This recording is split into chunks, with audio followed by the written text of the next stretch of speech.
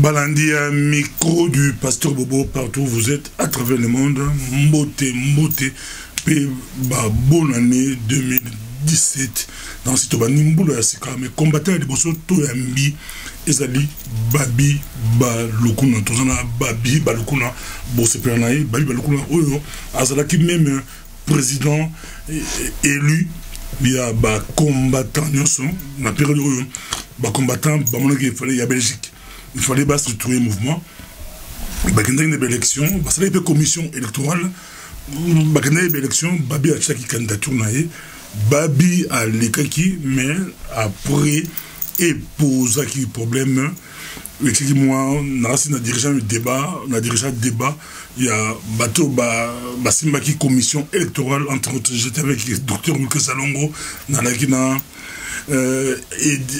Eddy et puis Samson, un grand débat sur l'élection à Babi Balukuna. Babi a des cas et puis a créé un mouvement FCI, Force du combat intelligent. Babi, on a aussi à Zongemi Baklas Babi.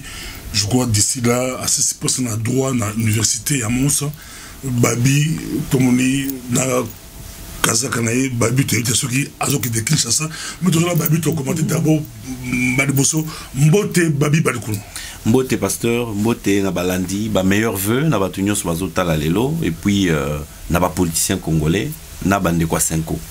Na présenté mais il m'a présenté bande kwa 5 bazu accord ou bazu compromis politique na Kinshasa bazu ngo la boutou ya boutou peu avant minuit quand ngé ba créer qui gouvernement ba di ba peu avant minuit réaction na yo la compromis politique au bateau trouver la Kinshasa réaction na yo Babi Balukuna.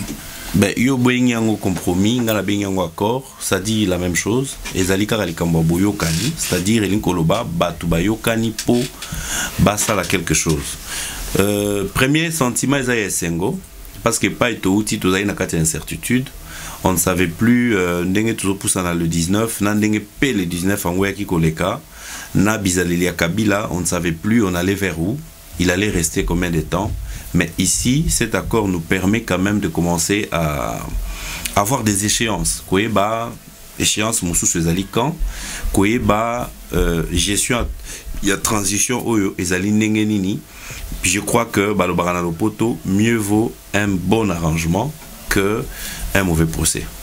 Et bien, les combattants de la diaspora ont rejeté accord Yango, le mouvement combattant, on est très réticents. Nous avons la 4 un peu la majorité, il faut passer la campagne à expliquer. Nous va promettre la campagne à expliquer à la population. Il faut expliquer tout le monde va clairvoyant, accord Yango ou compromis politique Yango, ils ont venu. C'est tout à fait normal que d'abord les combattants va rejeter parce que d'abord de un ils sont pas très impliqués dans ce qui se passe. Au départ bato bazosala makambukuna bango moko pe ba pensa kité que couche ba combattants et à la paix impliqués dans makambwana. Pourquoi je le dis? Parce que ba combattants, vous le savez tous et eux aussi le savent que tous ali ba moko auto tiraka sonnette d'alarme quand ça ne va pas. Ba combattants, tous ali ba moko oyo ensemble avec les Congolais de la diaspora, Oyo, Toyaka Kosunga, ba famille, quand eux, les politiciens, surtout ceux qui sont au pouvoir, les affament et le mettent dans des situations socialement invivables. Voilà pourquoi Bisso va combattant, et c'est là qui à un moment donné, pour les politiques qui ont conscience du rôle au nautiko démontré à Wao Batupe Baebi, il y a Komeka, Kotia Kabiso, ko impliqué Bisso na makambo ezo sala pour la décision en boka. Parce qu'on sait très bien que Paiba Okende so ba tout a un mur, combattant ka mutu fazo ngalanzela agangaka, combattant mutu. Yango pour revenir à la question, les loyo ou elobami, les temps bango pe ba intérioriser yango. Baye ba yango.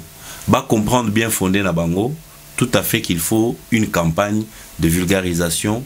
Et il y a évangélisation sur ce qui vient de se faire. Combattant et bien par les médias interposés, à qui à première vue qu'on s'opposait, mais n'a très bien que le roi Bissopé Touzana Kati et que Touzana moins compréhension avancée à O et les Kanikuna, nous allons peut-être nous donner ce rôle-là d'expliquer aux compères ce qui s'est passé. Babi toko talakata compromis yango moko penza Kabila a prêté serment likolo ya constitution moko la Congo mais a respecté yango te yo banziki ba accord au compromis politique oyo ba ko signé ye Kabila pas signé yango te est-ce que Kabila a ko tosa yango mutuna? Je crois que un document a de la valeur par rapport à batu oyo ba pesi yango existence. Moni, on dit l'esprit et la lettre de la loi, c'est porté par des hommes. Les lois sont portées par des hommes. Moni, constitution à 2011, nous il y a 2006 pardon, oyo ba ko violé à Liboso constitution ezaya le 19 décembre té. Constitution en a de toute son existence, elle a été violée, violentée, massacrée. Tout ce qu'on peut dire, cette constitution n'a jamais été respectée. Pourquoi? Parce que bah concepteur nango, bah géniteur nango, avant et à koma est tombé dans le domaine public et comme propriété, il y a bisognoso parce que les constitutions les a propriété à congolais nyoso. Mais tango ba utaki nango et pas ba conserva ki yango, Kabila connaît la généalogie, l'origine de cette constitution. Voilà pourquoi il n'en a pas de respect. Mais à partir du moment où est commis bien à biso démarche na biso ba congolais nyoso ezalaki ya kolakisa eke signature eza likolo constitution wana eza ya biso ba congolais nyoso te eza ya ye Kabila. L'homme c'est la parole. Tant que tu signature no sur un document, c'est-à-dire tu approuves. Souvent mon abakomaka lui est approuvé. Le fait que signature ya Kabila ezali wana, même un article dans la Constitution dit que lui doit être le garant de la Constitution. Lui doit mieux la défendre, mieux la connaître que quiconque. Voilà pourquoi, face à son irresponsabilité, les Congolais nyonso to décidaki to l'accès que fois bandakoto sana no mibeko na emoko. Ça c'est pourquoi Omoni Kabila a respecté la constitution. Mais maintenant l'autre volet à réponse nangai ezali à que pourquoi a respecté la constitution accord ndako respecté. Je venais de vous dire en introduisant que accord tout document ezako valoir oyo bao ba signé yango bazali. Lelo yo accord tozolo bela lelo ezali signé par B52, ezali avalisé par Mukonga Nzoko, Etienne Tshisekedi que beaucoup connaissent. C'est-à-dire que avalisé yango parce que bato bazakuna ceux qui œuvrent pour Kabila ezali naval nae et également côté Nabisope. Donc lokola Kabila ebi moto a signé ces accords oyo bazoko kenena na signature oyo azali pomba. Hein? Ndengo zawana suko sali décharge que ozo devoir mbongo tout mitia na Congo ozo devoir 10 000 euros na Kanyama par exemple. Webi ba soda oya zana bango et que le bine na fin du mois na refuta yo. Ce qui fin du mois koki soit yo mo faut déménager ou bien il faut futa po yebi ke azanani. Awa boyelo ko la Kabila signé na biso. Tshisekedi wana za vivant et je crois que c'est un homme miraculeux. Nalinga ko kenemi na ba domaine divin te. Retenez que Nzamba bateli mutuana pour aider bisoto comme Malakana. Voilà ce que je peux dire. Carton jaune, carton rouge, mamoko. Toki ba négociation zamoko ya kanda ya bana diaspora. Mazumo on est titre et tout ça maki. Carton jaune, carton rouge. Il fallait qu'on contourne carton rouge. Tension kiti toki bako. OK na concept ya football. Na landa open na concept wana. Même joueur au bapesier carton rouge. Décision est qu'on a la revue par après. Ce qui carton rouge n'a pas payé. Na si ma foi qu'on a na terrain tant on sanctionne aussi la poire au bêta match. Et ça boité. Era kuya wana. Et ça négociation faut ça la maté entre équipe na ba aligné ya zone la match na. Awa boy carton rouge et sili ba négociation zo continuer na but ya ko sa joueur na biso ke lokola se comporta qui m'a bé. Tété toujours na la bi boy. Ce qui joueur a eu carton rouge. Avant ya kozongela ba entraîneur naie parce que la kanaet que voilà ba tiako carton parce que zaki faute boy ou toucha ki mututo tisa ki bina poto ndengo zozonga boye il faut quoi ba sali dialogue na bangote bazongisi ko beta ndenge mo pe ba entraîneur musu ba ko biso bino le roi carton rouge wana aux yeux faute elle grave tellement que nani réserve non to ba na beta yo malgré aussi là ce n'est pas d'office que le carton a eu rouge, c'est sanction s'il faut zonger la match. Awa boiza le même cas. C'est-à-dire Kabila, le kola a komagi na suka, carton rouge et sili, au moni que na accord bazo komake ako ça la troisième mandaté. Avantage oyo accord oyo eza na ngwezani. différence où ils allaient entre accord où il y a accord ya bandeko ya octobre ya quand tchatch ezali nini ils allaient septembre non octobre voilà différence ezali que na accord ya bato à septembre ils n'ont pas réussi ya koya kokoma que mandat ya Kabila oyo eza ya suka et que troisième mandat ezate de 1 combo troisième mandat awa na accord oyo ezali. Deuxième chose, Nakoro Bazako précisait très bien que durant toute la période de la transition, révision de la constitution et Kokiko Salema, T. Alors lui-même, révision ou changement de la constitution. Bah, verrouiller déjà raisonnement. Parce qu'il y a des gens qui peuvent vous dire, ah voilà, tu révision, ça pour changer juste quelques lignes. Hein? Changement, ils allaient pour changer constitution, Moussoussou. Donc, bah, bloquer déjà Biloko Wana Nyosu, manœuvre Wana. Mutu ya kota Kabila wa zolo tayango ba verrouiller moni mais on a tout le monde juriste pour aux autres en droit ou au système de la droit babi chacun va interpréter document interprétation à côté il y a rassemblement les mêmes textes tu dis bah congolais bien on connaît bien les hommes politiques congolais guerre comme l'interprétation du texte kasi débat sur tali tout ça dans comparaison hein soko tali ba corps ya kodio est-ce que tikala ki kozala informer que débat ezo toka kuna makasi non hein tout le monde sait que ya ba kodio ezalaki nango kaka ba sololi un jour deux jours nombre ba jour batiaki yango ba salaki tango ba silisi kodio ayi na texte na ye bande ko ba signer yango lobi kuna ba kepesa ngo Kabila bango ba saki non te na lobi boye texte na bango reconnaître quand même que bango bakamere ne barachaki barachaki primature et yana est-ce que combat na biso ya primature mais delo na combat au rassemblement combat na biso mais rassemblement abondé na lobi boye non ça c'est un acquis la primature à l'opposition c'est un acquis depuis tanga Mobutu ce qu'on l'a dit bien ba président wana soki baza à bout de souffle balingaka ko goutissé opposition gâteau pour ba paiement vous comprenez. Nathan Kabila awape qui ne sait pas que depuis ba Ibiza na banani Kabila elo wazaye ko lukeza kaka UDPS ezo primature pour apé mamuke et vieux a bloqué qui Tshisekedi je veux dire a bloqué qui ma mwana lobi na bato ya UDPS nebo kende kuna eza pona makambo élection ceux qui mambo ba primature arrêtez d'y aller. Est-ce que tout le monde n'avait pas été informé de cette décision-là? Il y a un lobby que Bakamere Baya Koloba que voilà Kuna Bake obtenir primature comme si c'était quelque chose de difficile chez Kabila. Non. Kabila était prêt à donner à tout le monde. On sait la comparaison à deux textes, c'est très bien Babi. Ouais. Mais quand les caméras peuvent balayer la sauce, on va jouer. Naza contre Bango hein. Non, c'est on répond Bango. Bango sur ba arracher compromis. Bobeng Bango ba camérayon ba très banine. Ce que bien bosser quand même démarche, bien bosu, bien bobeng ba héros. On montre un peu. Nauti Kolaksayo. Moi, na oyo azwaka déjà 50%, ce qui a eu 50%, et comme ça, papa n'a été.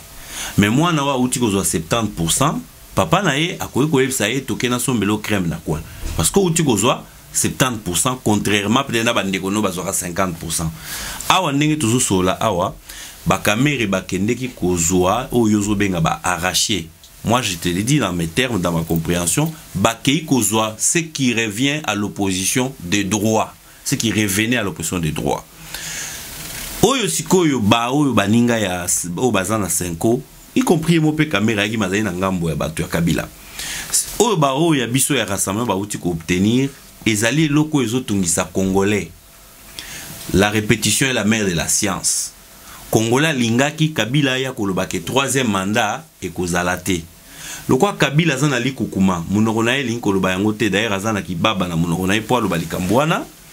Ba délégué na ba signé que combo troisième mandat koti pour troisième mandat la constitution l'Obama na ndenge ya ke un mandat pas plus de 2 moni mais si ko biso to koma na soif ya ko ka ke combo troisième mandat to linya ngote et comment misko na texte oyo.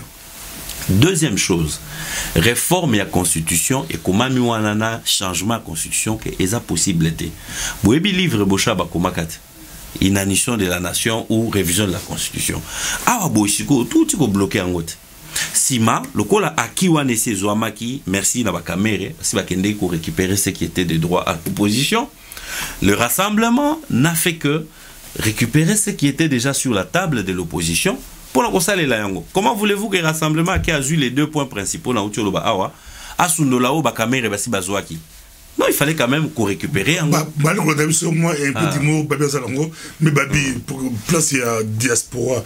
Diaspora, allez, qu'on s'est retrouvé. Tout le monde qui, ça va mettre, côté moi, qui Emmanuel Ilouma, qui ministère congolais de l'étranger, c'est quand même moi, le Congo, mais diaspora dans son ensemble, place la diaspora, on a sur les années. Yosa pour Tshisekedi, vous avez reconnu comme étant un pot Tshisekedi. Surtout pour gagner l'élection. L'élection à combattants parce que on a qui pose ce qui dit et que la Belgique la majorité des combattants un peu ou une grande partie des combattants belgiques pour ce qui dit on babi au gagnant barim que facilement mais bali ko na yo babi bali ko to zana yo les amicaux du pasteur Bobo Tolobaka oyo ezala penza lelo donc yo là sur na Paris na la zoter lelo jam au quand on va dire OK tout le monde va commenter babi combattre comme un rassemblement d'azur prématuré en tout cas et belé à combattants pour Tshisekedi et on a bien soutenir vieux na terrain yo ozokende si j'annonce et je confirme que Nazo Kende pour beaucoup de raisons. Raison à Liboso Nazo Kende, parce que souvenez-vous, à Wanapoto, j'ai été parmi les quelques Congolais vivant ici, pour ne pas dire combattants ou tshisekedistes, Oyo a croyé que la solution à cause de la Kabila respecter la Constitution, à respecter te, na mandou qui peut aux apprêter, il faut qu'obliger à Kosolola. Biso force du combat intelligent, Ndeto Bandaka Lisoloana, maître Ludor capitaine, Oyo tozalani na combat intelligent aza déjà na terrain na Kinshasa a assisté na makambo ba biloko wana nyonso. Il a été notre témoin pour te dire que la diaspora est déjà là-bas. Ngai moko siko naza koya na mission moko diaspora pe il faut mona clair na makambo wana parce que tokende pa itozonga opposition yebi bien que oreiller na bango ezalaka diaspora. Opposition, hein, je dis bien. Et que Oré na bango, ils ont la diaspora. Et pouvoir et que cauchemar na bango, ils ont la diaspora. Hollandi nuance na za sala wana. Ce qui opposition, aza ko sala erreur. Il y a quand on a la diaspora, mon frère, j'insiste qu'il s'agit de la diaspora militante. Parce que la diaspora peut société civile peut ali et souvent société civile la diaspora la politique. Même ba manif vraiment mais diaspora militante to peut ça pouvoir cauchemar ce qui sikoyo opposition qui na ba conciliable oyo na gestion wana bango moko na majorité sans amener la diaspora ba ibapé que quelque part ba ko se mettre en porte-à-faux na diaspora. Non, je vois le botaka ba politicien, je vois tout ça que les bino je vois. Oui. Ba teki bino libanda et puis c'est bino kanda groupe de combattants. On est ko interpeller bango, tout le monde ba olenga ko yi ba fayulu, ba boluti bala ba fande bango tout ba zaki ona. Bo sera bango grave zaki bo tsa bango moto ba banga même parce que bo zaki libanda depuis le reste que bo si place, bo si bo koti ba sali et l'autre ba sali tout le monde qui bo zaki libanda et puis tout ce que ça va un combattant à la fin de la culture fin de qui papi volca à France et pour naïe et comme temps ba combattant bo dialoguer directement na Kabila au lieu de passer par ba homme politique pour matcher à toujours la sac ba dire la toujours ba na piscine ba bi ba le coup il y a Tshisekidiste de la bi et comme temps au lieu de passer par ba leader beaucoup directement bon négocier na pour en place. Je respecte le point de vue à Ndeko Volcan Papi awa nga na ebisio na lobi naza ko kende Congo ezali pe pona to faire valoir esika ya diaspora. Bandeko oyo tangi ya ba politicien bayaka na poto basali pe ba conférence de presse na bango et c'est grâce aussi na soutien et sécurité na biso po yebia wa ke muto Kabila soit ces conférences à kosala te. Ce n'est pas que bandeko wana bayaka kosala a pour baleki diaspora na makasité. Ceux qui basala ba conférence basali ba genval basali ma munyoso parce que diaspora aza na considération pe respect na mutu lokola papa Tshisekedi na bandeko mususu pe oyo po ndeko lokola Frank Diongo etumbo azosala na mboka wana okoboya ndenge ni bafayulu baza pe mwa ebele moko moko na mutu azobunda na ndenge na ye yango wana awa bakoma na considération wana kasi diaspora pe esengeli akende pe kuna ndenge bango bayaka awa kolona po bango pe bayaka bazo mobiliser bato ya diaspora na ba conférence na bango club presse Sambwa na terrain na biso biso pe esengeli to kende kuna ndenge danza ko kende boy semaine oyo toza na kati ya Kinshasa vendredi prochain je peux déjà l'annoncer toza na conférence de presse ya biso diaspora pour na kopesa point de vue na biso na o etali accord. Tout le monde peut dire Nakin. Tout le monde peut dire voilà sûrement oui, nous devons prendre acte officiellement que voilà sango komeli biso tokiti to akolobake to yokaki yango. Quelles sont les recommandations peut toujours ça là par rapport à accord wana parce que ba le bien accord ya ba congolais. Biso parce que photo peut ça peut ba recommandation na biso. Entre autres, je profite déjà pour battre bazana moi couleur. Tous en a besoin que pour balobi large consensus, gouvernement large consensus. Aux alara ministre kalozo ba problème na yo, aux alara bozo soki nini et comme gouvernement ya ba président ba parti. Parce que nengo moni bato atonda na ina 5 wana, tout le monde se dit ministre. Mutu pa lingi poste à vice ministre kuna zate. Bango tout. Donc on risque d'avoir un monstre de gouvernement. Oui, vous allez keno talibou ancien voleur, oui, ancien escroc, oui, ancien mais au nom de large consensus, bango na bango. De la même façon, nous pouvons accepter que quelques-uns des mafieux payent à Kalabakota. Parce que, tout comme il attend qu'on ait un consensus, Ndenge Kabila pas sali consensus, nani concession. Biso peut toujours ça là, ce tout ça peut concession que voilà, tout dit mi bino peut boza la kuna, mais biso peut, il faut payer que diaspora et bundi. Ce qui sont commis dans le résultat pour diaspora et bundi. Nani a mandaté aux ala mandat nani bala poto. Yo moko utaki koloba awa. Yo moko utaki koloba awa. Que Ozako Solola avec un élu. J'ai été élu à une période quelconque. Na lobby boye. Mandat. Ndeko pasteur Bobo. Mandat plus que élection égalité. Si tu me trouves un autre frère qui a été élu dans des conditions meilleures que les miennes. Élection annulée, élection aussitôt élu, aussitôt. Yo lingi polémique pour Mninga Alongo. Ça je sais.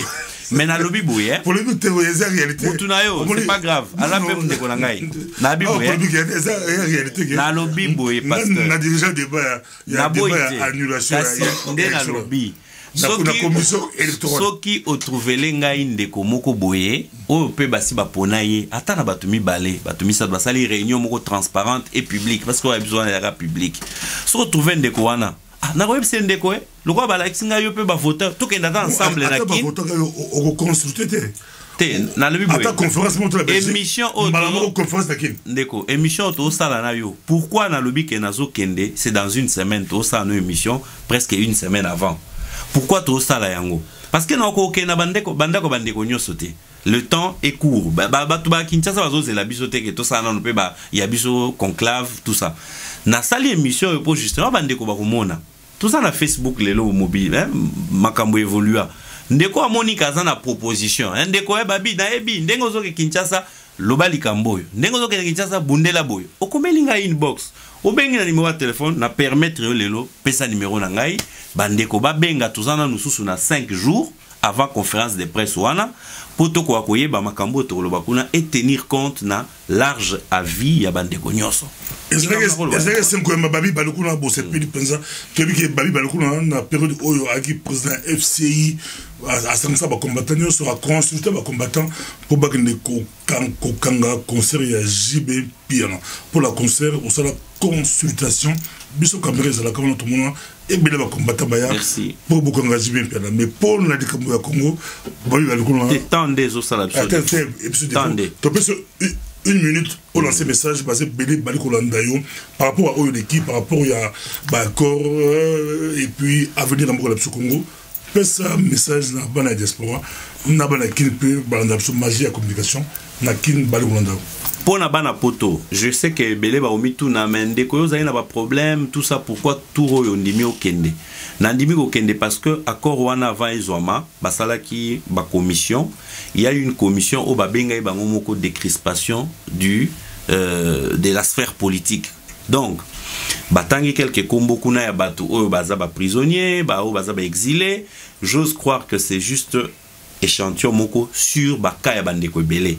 Le col naza pe na ba situation wana je me dis ndenge ba bimi ba sali accord, c'est que ils vont en tenir compte.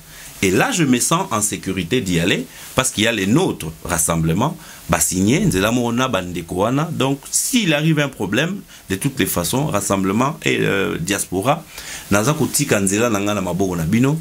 Bon, continuer toujours au sala éclairage ndenge bo salaka, projecteur toujours braqué sur biso pekuna to sala toujours musala na ndenge à transparence. Tout ce que nous allons faire tout ça l'effort na majeure technologie pour boye baka.